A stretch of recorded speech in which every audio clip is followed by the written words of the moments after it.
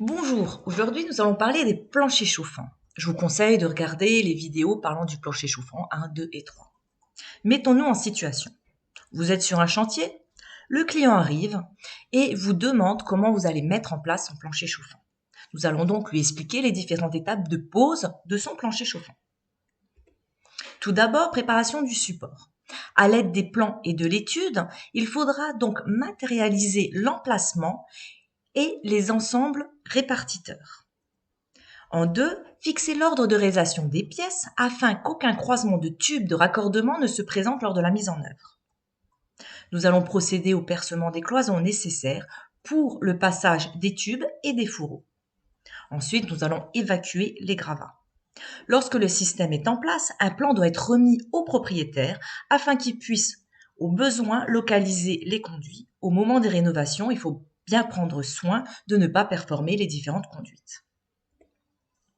Lorsque les fourreaux et les tubes circulent déjà sur le support, vérifiez la réservation totale prévue pour la dalle chauffante avant de les noyer dans une couche de ravoirage, comme on peut l'observer sur le schéma.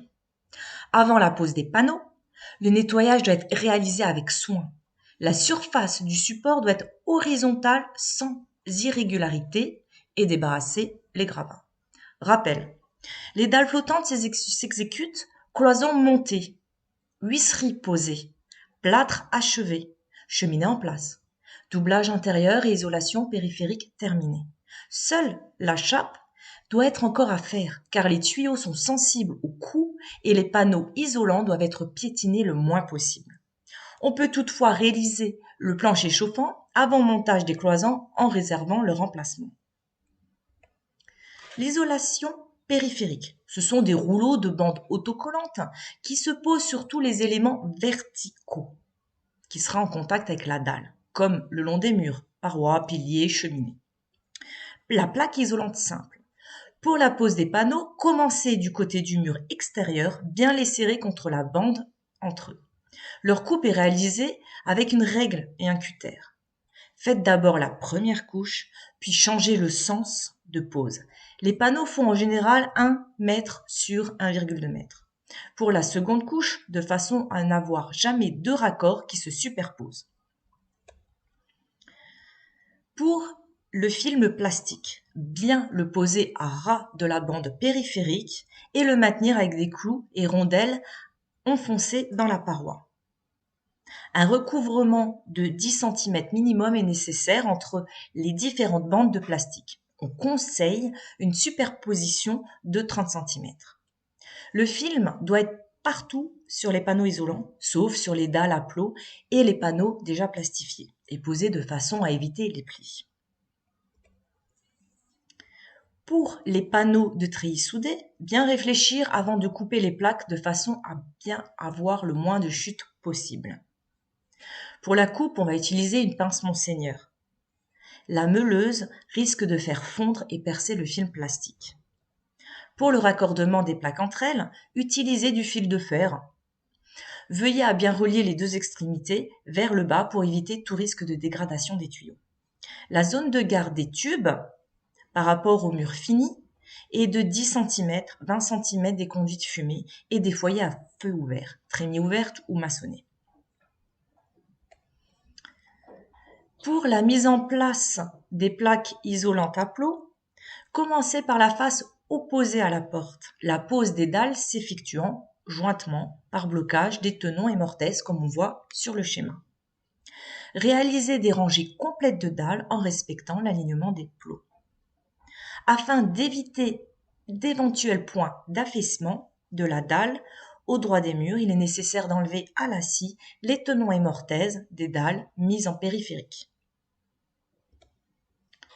En ce qui concerne la pose des collecteurs, trouvez une place discrète, un placard, de préférence au milieu de toutes les pièces pour une meilleure répartition des conduits, à éviter donc les trop longues conduites de raccordement.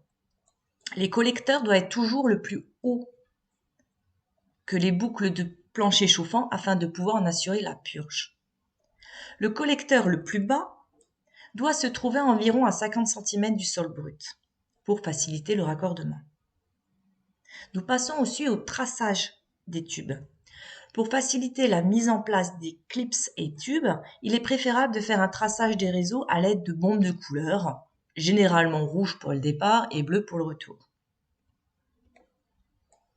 La mise en œuvre des réseaux. Il faut savoir que pour toute traversée du mur, passage de porte, passage de joint en fractionnement entre les deux chapes, les tubes doivent être protégés par une gaine en mousse dépassant 30 cm de chaque côté. Ceci sert à la dilatation du tube et évite son cisaillement dû à la dilatation de la chape. Attention, seules les conduites aller-retour peuvent traverser un joint de dilatation. Ceci est interdit pour le serpentin. Une boucle de part et d'autre du joint sera à faire pour éviter cela. La boucle ne doit pas passer sous un WC ou bidet, sauf s'ils sont suspendus. Risque de percement des tuyaux au moment de la pose. Elle doit commencer par la périphérie des pièces et en premier les murs extérieurs, c'est-à-dire les murs les plus froids. Pose des fixations sur treillis. Les clips se posent uniquement sur les grilles des treillis ou les pré-tracés. Elles doivent être posées régulièrement à un espace d'environ 30 à 35 cm les uns des autres. Pour ces derniers, mettre 2 clips de part et d'autre du coude à 10 cm d'espacement et faire attention à ne pas avoir un rayon trop serré. Le rayon intérieur de courbure des tubes doit être supérieur ou égal à 7 fois la valeur du diamètre extérieur du tube.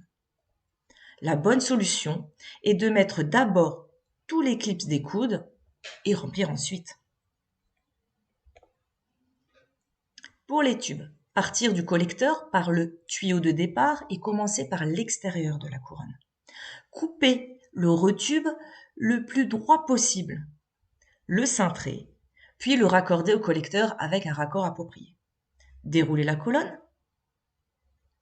en prenant compte comme point de départ l'extrémité extérieure de celle-ci en mettant le tube dans les clips ou dans les plots. La boucle doit tourner en colimaçon de l'extérieur vers le centre et revenir. Pour le retour, revenir vers le collecteur et prendre la mesure avec un peu de marge, couper l'extrémité. Procéder de la même façon que pour le départ. Le cintrage. Le cintrage intérieur des courbures de tube doit être 7 fois la valeur du diamètre du tube. Attention, le risque peut être la déformation du tube, c'est-à-dire l'aplatissement, la cassure, l'élargissement du diamètre. La fixation sur les dalles à plot. Il faut utiliser des barrettes de fixation pour éviter au tube de flotter pendant la coulée de la chape. Elles s'enfoncent dans les plots au-dessus du tube par simple pression. Elles doivent être posées régulièrement à un espace de 30 à 35 cm les uns des autres. Un peu plus près au niveau des coudes, mettre 2 barrettes à 10 cm d'espacement. Sur le collecteur de départ, les boucles sont raccordées avant la mise en œuvre. Le tube de retour est raccordé au fur et à mesure qu'il s'y met en place. Puis l'ensemble répartiteur est raccordé au générateur soit par raccordement par colonne ou soit passé en chape. À la fin de la pose, il faut tester les réseaux avant que la chape soit coulée pour éviter tout risque de fuite ou d'infiltration dans le sol quand les travaux sont terminés. En conclusion, la mise en œuvre doit être conforme aux réglementations imposées par le DTU et respecter les règles de l'art. Merci pour votre écoute, je reste disponible pour votre complément d'information.